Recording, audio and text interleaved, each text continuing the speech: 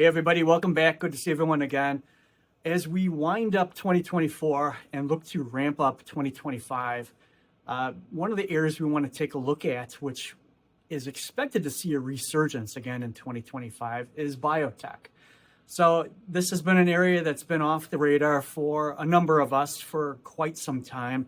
And many of these companies have been in the doldrums, just bumping along at the bottom.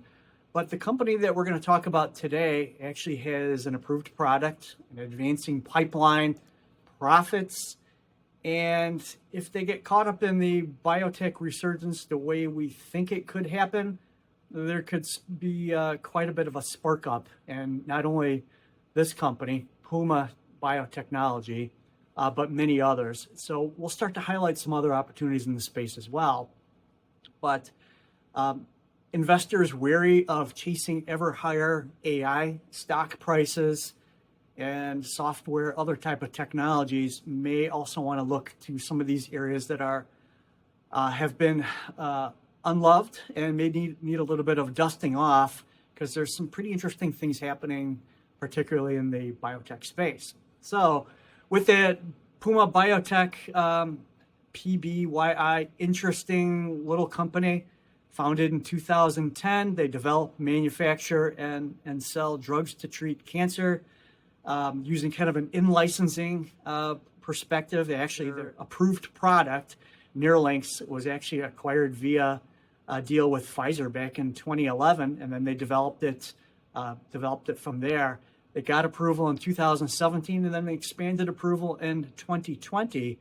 The important thing here is they do have an approved product for some uses, and it is generating substantial revenue from both product revenue and licensing revenue, as they've licensed this with other players to share in the cost of pushing the product or selling it around the world, which makes Puma actually pretty smart that they've I guess shared in some of these expenses with other eager developers out there.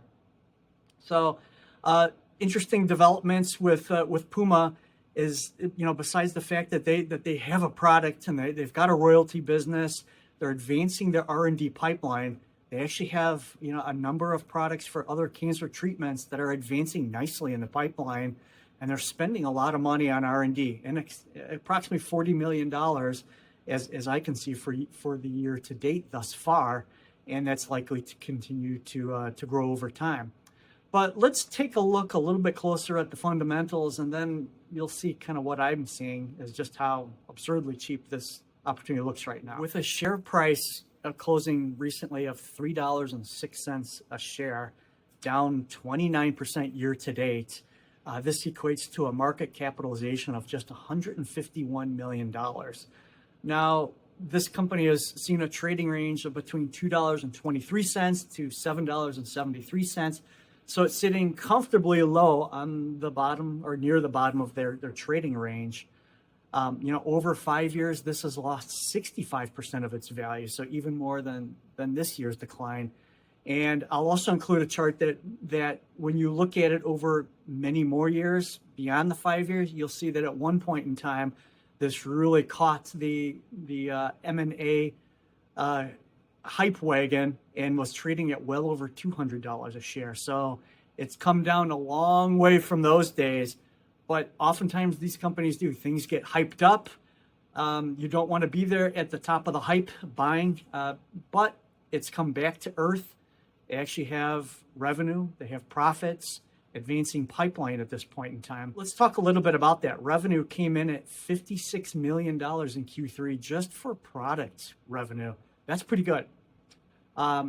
Especially for a company with 151 million in total market cap. They're essentially debt-free, as cash is greater than debt, and they are cash flow positive. And for the first 9 months of the year, product revenue brought in over $140 million. Now, total revenue with licensing included in that is going to be in excess of $200 million for year 2024. So it seems a little bit mispriced right now, but everybody's looking over here, and then sometimes opportunities are over there. So it's a little bit of that going against the herd mentality and sticking to some fundamentals in recognizing the opportunities for where they're at. So they have partnerships with many different players, which you'll see in the slide. There is always a potential buyouts from the big pharma companies. Took a little bit of a breather in this past year, 2024, but that could light up again easily in 2025 as the big pharma companies are looking to replenish their pipelines of products and reignite sales. And when you look at the fundamentals, the analysts have buy rating on Puma right now with a target of up to $7 per share. But as we all know, when the pendulum shifts again and these companies come back into favor, these prices will likely rise significantly higher, as you can see in Puma's recent history. And with a revenue stream that's stable, profits are stable, advancing pipeline, solid profitability, this company seems to have what it takes to make it to the next level, grow, and it'll be exciting to see where this lands.